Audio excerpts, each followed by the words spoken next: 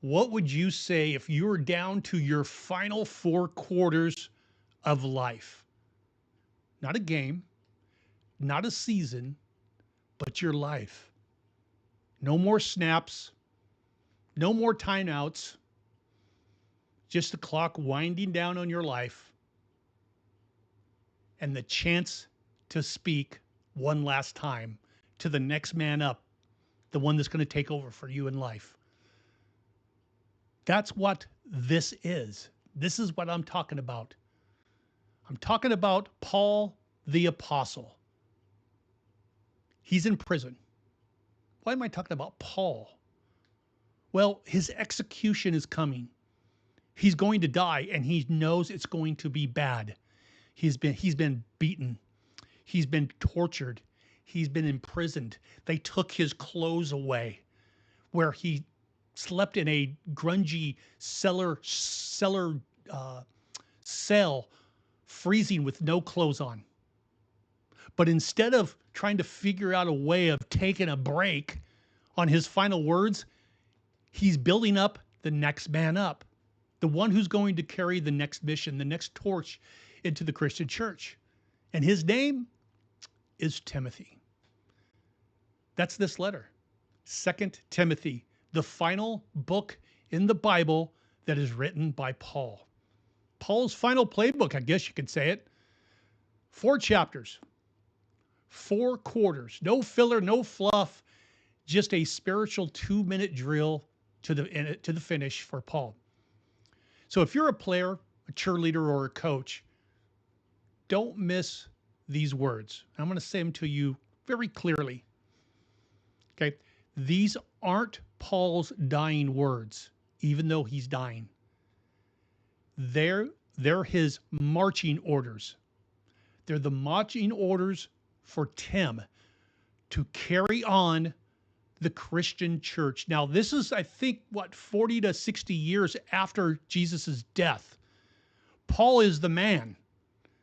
People in the northern Mediterranean where he's imprisoned, he's been imprisoned in Rome, he's been imprisoned in Greece, up in modern day Turkey. Bottom line is the guy has just had it brutally rough, but he's still standing tall. And he's still, knowing he's going to die a brutal, torturous death, he's writing this letter to Tim. So, Tim, what does this mean about football? Follow me on this series. This is episode 1. Paul is in a Roman prison. He's not getting out. This is his final letter, and he knows it. So he's writing to Tim, the younger new leader of the church, kind of his spiritual son, if you will.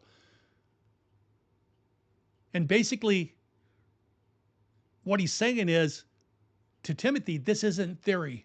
This is happening. You need to stand tall. You need to stand strong. Be a leader. How many of you guys have heard that from a coach? Stand tall, be tough. Because things bad are going to happen. We've all been in this game for a long time. Cheerleaders, the same thing. We're always going to come across things on the field, bad things that are going to happen. I've always been one to where I've always believed this. Now, you guys got to bear with me and forgive me because I was young at this time. And I just got done playing college football. And man, I'll tell you what, I loved going to Vegas. And I had a beat on betting college football. But I didn't know how to bet college football. So when I would watch a game and a team would start off strong, you know what I would do? I would run to the counter and place an end bet. But oh my God, I didn't know it. I mean, here I played the game for over 15 years, but I was lost. I'm going to the counter to make a bet because this team just started off 14-0 and it's halfway through the first quarter. How many times do you think I won that bet? Very little. But so what I mean by this is that it's about handling pressure. It has everything to do with how we're football players, cheerleaders, and coaches, and how we can handle responsibilities as a leader, as a captain, to build a transition and build your legacy. Paul opens the letter by basically stating his authority. And he says this: Paul, an apostle of Christ Jesus, by the will of God. Yeah, okay, that's the first verse of Timothy, or 2 Timothy. The first verse, he says this: Paul, an apostle of Christ Jesus, by the will of God. So is it a weird way of introducing himself, or who's he writing it to? Who knows? Well, he's writing it to Timothy. But that first verse is not just a title of who he is. That's his identity under pressure. Even in chains, Paul leads with clarity. He reminds Timothy that what they're part of is something bigger than the circumstance. Then Paul gets personal. He reminds, well, this is what he does right here. I mean, he tells Tim, I'm reminded of your sincere faith, Tim, first in your grandmother Lois and your mother Eunice. Okay, football players. How many times, especially when you're being recruited, cheerleaders as well, when you're being recruited, when a coach met your parents and your grandparents and knew their names and talked about your family, how did that play in your decision to commit to that school? Right? See what I'm talking about there? Paul notices this with Timothy. He's going to acknowledge his mom and acknowledge his grandmother. Basically, the translation of him talking to him about his mom and his grandma, it's that the translation is that you just don't show up here. You got to carry a legacy. Because before Paul gives Timothy, well, puts him in charge, he reminds him of his roots, his family, his mentor, the voices in his life. Sound familiar? The mentors, the voices in your team, in your game, in your life. You carry the culture, the standard, and the voice that is built for you. That's basically what he's telling Tim. In verses 6 and 7, Paul gives Timothy the first instruction, and it's this: fan into flame the gift of God that is in you. That's active. That's personal. He's saying, Tim, he's saying what he's doing. He's saying, dude, you're gifted, but it's on you to keep that gift alive. Just like an athlete doesn't stay ready by accident, faith and leadership doesn't grow without effort.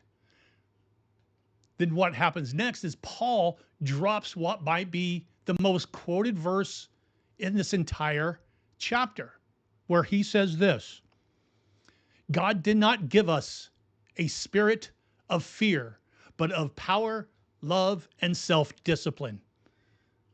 That's not spiritual fluff. Heck, man, that's a pregame speech. Unfortunately, this dude's dying. It's a mindset, though, for him. It's a breakdown. Power, the strength to act. Love, the team's first mentality. Self-discipline, staying locked on when distractions hit us. This is Paul reacting to Timothy on how to think and how to carry pressure and how to lead the church without compromise. Because, Tim, hey man, I'm dead and it's not going to be pretty. Learn from what Paul says in the Bible, especially 2 Timothy.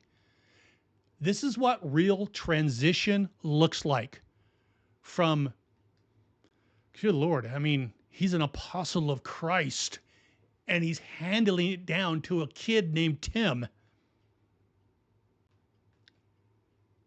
Now, that's just his first quarter right there. He's got 3 more quarters to go, 3 chapters. Paul's final 4 quarters. Next lecture, chapter 2, episode 2, where Paul gives the training model. Be a soldier, be an athlete, be a farmer. But before you go there, make sure you've got all of this down, because you can't lead others until you've leaned into the fan, the flame that's inside of you that's going to change lives. Paul is about to be tortured an unimaginable death. And all of this, he's acting like a coach and pumping up Timothy, basically saying, you're going to have my job from here on out. 4 quarters, the final days of Paul. Thanks, everybody, for tuning in. Watch episode 2, because this chapter, this book, it's a mind blower for college football. Be God famous.